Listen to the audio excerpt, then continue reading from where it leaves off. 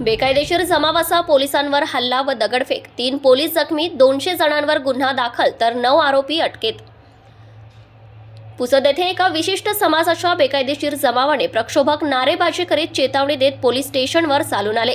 Police अधिकाऱ्याचे वाहन अडवले, पोलिसांची धक्काबुक्की करत दगडफेक करण्यात आली आणि यामध्ये 3 पोलीस जखमी झाल्याची घटना घडली आहे।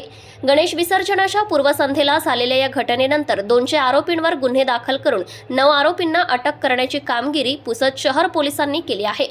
इंस्टाग्रामवरील एका व्हिडिओवर अज्ञात इसमाने केलेल्या कमेंटवरून एका विशिष्ट धर्माच्या भावना दुखावल्याने जमावाने थेट पुसद शहर पोलीस स्टेशन गाठले।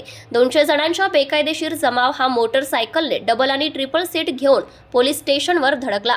त्या ठिकाणी आक्षेपार्ह नारेबाजी करीत होते। या ठिकाणी दस्तूर खुद्द सहाय्यक पोलीस अधीक्षक तथा उपविभागीय पोलीस अधिकारी हर्षवर्धन बीजे हे हजर होते। यावेळी या बेकायदेशीर जमावाने नारेबाजी करीत होते। जमाव अनियंत्रित होत जमावातून पोलीस स्टेशनमध्ये घुसण्याच्या चेतावणी सुरू होत्या। यावेळी पोलिसांकडून शांततेचे आवाहन केले जात होते, परंतु जमावाने थेट पोलिसांसोबतच धक्काबुक्की केली। दगडफेक करून पोलीस स्टेशनमध्ये घुसण्याचा प्रयत्न केला। यामध्ये सहाय्यक पोलीस निरीक्षक Dhiraj Ratnakar Bande, police head constable Nilesh Unchekar व पोलीस कॉन्स्टेबल प्रवीण खंदारे हे जखमी झाले। त्यामुळे पोलिसांनी सौम्य लाठीचार्जचा वापर करीत कायदा व सुव्यवस्था राखण्याचा प्रयत्न केलाय।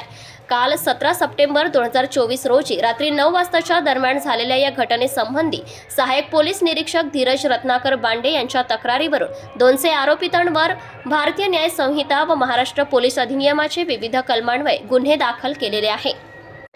सदर गुन्ह्यातील 9 आरोपींना पोलिसांनी अटक केली असून 46 मोटरसायकली ताब्यात घेऊन पोलीस उपनिरीक्षक देशमुख हे पुढील तपास करीत आहे।